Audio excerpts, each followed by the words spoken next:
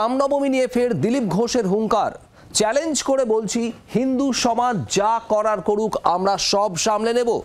রামনবমীর দিন যারা রাস্তায় নামবেন তাদের বিরক্ত করলে ভুলে যেও না, আজ সেই হিন্দু সমাজ নেই। ৬৬ কোটি হিন্দু মহাকুম্ভে একজোট হয়েছে। কেউ বাধা দিলে লক্ষ লক্ষ লোক ওপর দিয়ে মারিয়ে চলে যাবে। রামনবমী নিয়ে আবারও হুঁশিয়ারি দিলীপ ঘোষের।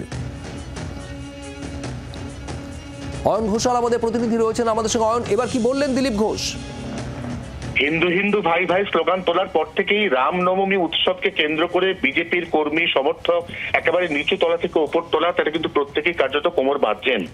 দিলীপ ঘোষ বিগত প্রায় ৩ থেকে ৪ দিন ধরে প্রতিদিনই ইকো পার্কে প্রাতঃভ্রমণে গিয়ে এটা বুঝিয়ে দিচ্ছেন যে এবারে রামনবমী অন্যবারের থেকে অনেকটা আলাদা হতে চলেছে।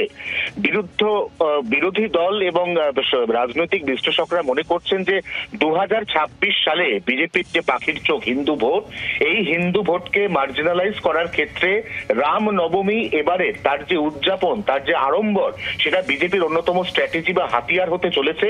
এবং ঠিক সেই কারণেই আবারও কড়া বার্তায় দিলীপ ঘোষ বুঝিয়ে দিয়েছেন, রামনবমীতে পুলিশের অসহযোগিতা, অনুমতি না দেওয়া এবং বিভিন্ন যে সংগঠন তারা রামনবমীর যে শোভাযাত্রা তাতে বাধা দেওয়ার মতো যে পরিকল্পনা করছে, তাতে বিজেপি সাংগঠনিকভাবে এবং দলীয় সমস্ত স্তর থেকে আঞ্চলিকভাবে কর্মকর্তারা তারা যে কোমর বেঁধে এর বিরোধিতা করবেন এবং রামনবমীকে তারা যে সফল করবেন, একথা কিন্তু প্রায় প্রত্যেকটি বিজেপি নেতা প্রতিদিন ঠাড়ে ঠাড়ে বুঝিয়ে দিচ্ছেন। শুভদীপ। অয়ন, ধন্যবাদ। দিলীপ ঘোষ কি বলেছেন এই প্রসঙ্গে শোনাবো আপনাদের।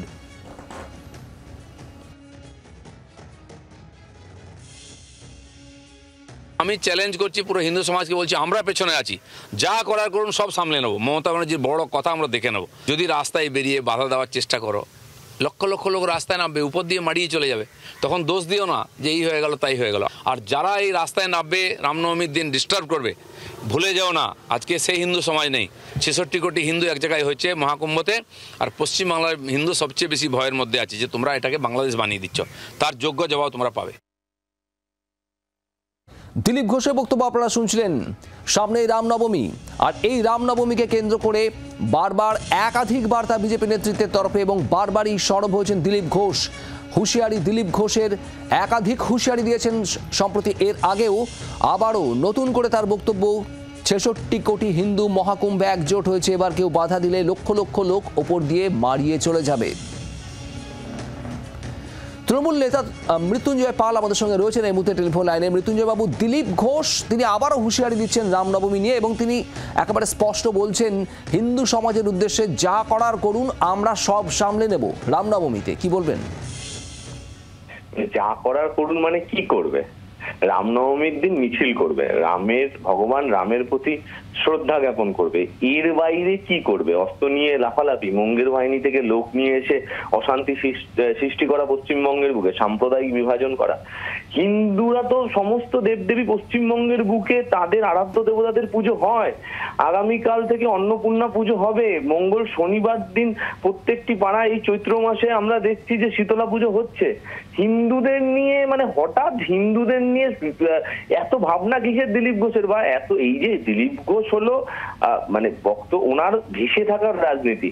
শুভেন্দু অধিকারী, সুকান্ত মজুমদাররা একটু এগিয়ে গেছে, তাই ওনাকে এই কুকথা বলে, এই উত্তপ্ত বাক্য বিনিময় করে মিডিয়াতে থাকার জন্য এগুলো উনি বলছেন। আমরা যারা পশ্চিমবঙ্গের মানুষ, যারা হিন্দু ধর্মে বিশ্বাস করি, সে যে রাজনৈতিক দল করি, আমাদের ধর্মাচরণ আমাদের নিজেদের মতো করে করি।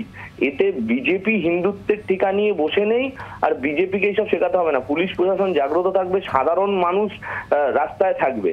তাই রামের প্রতি শ্রদ্ধা থাকবে, কিন্তু বিজেপির এজেন্ট রাম, সেই রামের নাম করে ডিজে বাজিয়ে অন্যের ধর্মের উপাসনা স্থলে গিয়ে সাম্প্রদায়িক বিভাজন করার যদি চেষ্টা হয়, তাহলে বাংলার মানুষ তা রুখে দেবে প্রশাসনের সাহায্য নিয়ে।